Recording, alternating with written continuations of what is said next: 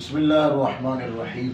آج کا ہمارا سبق نمبر 4 سبق نمبر 4 عقیدۃ المسلمین کا سبق نمبر 4 ہے۔ سوال ہے کیف تصح العبادت، کہ کسی بھی انسان کی عبادت کیسے درست ہو سکتی ہے، یعنی انسان عبادت کرے اور اس کی عبادت قبول بھی ہو، درست بھی ہو، اس کی جو ہے وہ بنیاد کیا ہے اور کیسے درست ہو سکتی ہے؟ تو اس کا جواب دیا تصح عبادت اللہ، عبادت صحیح ہوگی ممن یعتقد، اس شخص کی عبادت کس کی درست ہوگی؟ اس شخص کی جو اللہ تبارک و تعالی کا وجود مانتا ہو۔ بعض لوگ کہتے ہیں کہ اللہ تعالیٰ ہے ہی نہیں، اللہ کا وجود تسلیم کرے، جو اللہ تعالیٰ کے وجود کا اعتقاد رکھے، اور دوسرا کیا ولا یشبہہ بشیء من خلقہ، اور مخلوق میں سے کسی چیز کے ساتھ اللہ کو تشبیہ نہ دے۔ کتنی چیزیں؟ دو چیزیں۔ ایک اللہ کے وجود کا عقیدہ رکھے کہ اللہ تعالیٰ موجود ہے، اللہ تعالیٰ موجود ہے، سارے بولو اللہ تعالیٰ موجود ہے۔ اور دوسرا یہ ہے اللہ ہے، صحیح موجود ہے، لیکن مخلوق کی طرح نہیں ہے، مخلوق کی طرح نہیں ہے۔ مخلوق میں سے کوئی بھی چیز اللہ کی طرح یا اللہ مخلوق میں کسی چیز کی طرح نہیں ہے۔ اللہ موجود ہے، موجود ہے کہ نہیں ہے؟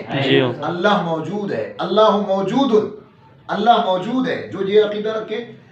اور پھر ہو سکتا ہے ذہن میں خیال ہے کہ اللہ موجود ہے، یہ بھی تو انسان بھی تو، یہ مخلوق بھی تو موجود ہے، کہ اللہ ایسا ہوگا؟ کہتے ہیں نا، وَلَا يُشْبِهُ بِشَيْءٍ مِّنْ خَلْقِهِ، مخلوق میں سے کسی شے کے ساتھ بھی اللہ کو تشبیہ نہ دے۔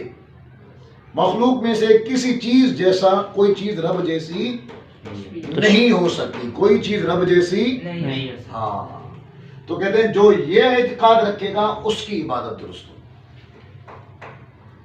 سمجھ آ گئی؟ کیا دلیل ہے جی؟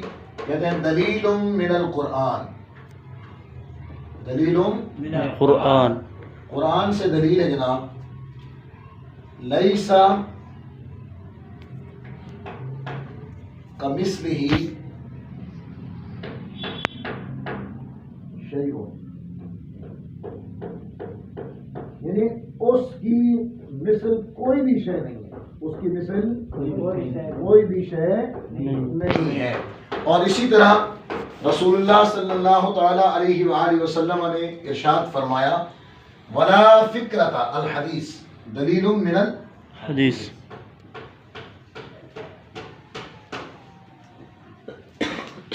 لا فکرۃ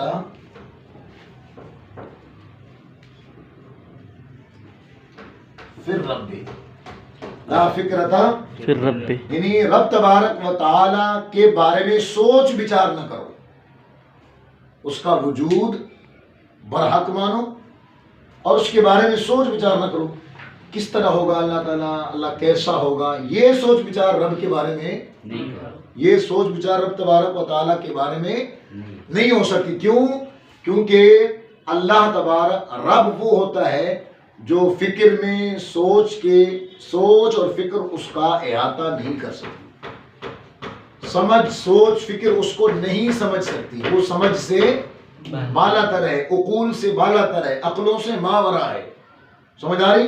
تو کیا فرمایا لا فکرۃ فی الرب، رب کے بارے میں جو ہے وہ تصور خیال کرنا جائز نہیں، اس کے وجود کو برحق مانے لیکن اس کی ذات کے بارے میں غور و فکر نہیں۔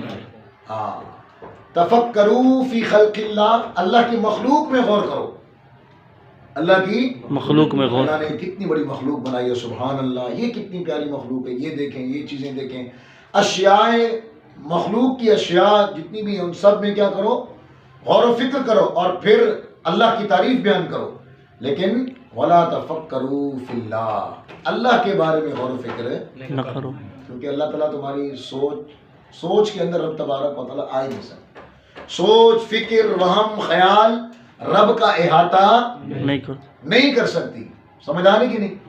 اس لیے کہتے ہیں رب تبارک کہ اللہ تعالیٰ جگہ سے پاک ہے، مکان سے پاک ہے، کہتے ہیں نا اللہ ہر جگہ موجود ہے، تو یہ جملہ بھی کہنا درست ہے، اللہ تعالیٰ جگہ سے اللہ تعالیٰ جگہ سے کیا ہے؟ پاک ہے. سمجھ آ رہی جی؟ تو کہتے ہیں جناب اللہ تبارک و تعالی مخلوق میں سے کوئی بھی چیز اللہ تعالیٰ کے مثل نہیں ہو سکتی. اور فرمایا لا فکرۃ فی الرب، رب کے بارے میں غور و فکر نہیں کرنا چاہیے، یہ کرنا جائز نہیں ہے. مطلب کہنے کا یہ ہے کہ اللہ تبارک و تعالیٰ کی وجود کا عقیدہ رکھنا، ٹھیک ہے، اور پھر وجود کا عقیدہ اس طرح رکھیں کہ اللہ تعالیٰ موجود ہے لیکن مخلوق میں سے کوئی بھی چیز اللہ تعالیٰ کی مثل نہیں. ٹھیک ہے. قرآن پاک میں آیا کہ اللہ تعالیٰ ید اللہ فوق ایدیہم، اللہ کے ہاتھ ہیں، ید اللہ ہے، اللہ کا ید ہے. تو اس پر ایمان رکھیں گے کہ اللہ کا ید ہے، لیکن کیسا ہے؟ کیا مخلوق کی ہاتھ کی طرح معاملہ نہیں. سمجھ آ رہی؟ جیسے اس کی شان کے لائق ہیں اس کا ید اس کے شان کے لائق. سمجھ آ رہی؟ تو اللہ تعالیٰ کی ذات کے بارے میں غور و فکر نہیں کرنا بلکہ اللہ تعالیٰ کے وجود کا ایمان رکھنا ہے. اللہ تعالیٰ موجود ہے، مخلوق میں سے کسی بھی شے، کوئی شے رب تبارک و تعالیٰ جیسی نہیں ہو سکتی. رب لیس کمثلہ شیء، مخلوق میں کوئی بھی چیز رب کی مثل نہیں ہو سکتی. لا فکرۃ فی الرب، اور رب کے بارے میں غور و فکر کرنا جائز نہیں ہے. اللہ تعالیٰ ہم سب کو ان تمام عقائد کو سمجھ کر اس پر عمل کی توفیق عطا فرمائے. تو فرمایا جس کے اعتقاد درست ہوں گے، جس کا عقیدہ درست ہوگا. یہ تو ایک عقیدہ بیان کیا، مراد اس سے کیا ہے کہ جس کے عقائد درست ہوں گے اسی کی عبادت درست ہوگی. اس ایک عقیدے کو مانتا ہے، باقی اعتقاد اس کے خراب ہے، اس کی عبادت درست ہوگی نہیں. تو یہ آپ کو اشارتاً کہہ دیا کہ عبادت اسی کی درست ہوگی جس کے عقائد درست ہوں. وہ عقائد چاہے رسالت سے تعلق رکھتے ہوں، چاہے وہ عقائد توحید سے تعلق رکھتے ہوں. تو عقیدے کا درست ہونا یہ عبادت کے صحیح ہونے کے لیے بنیادی چیز ہے. اللہ تعالی ہم سب کو عقائد اہل السنہ پر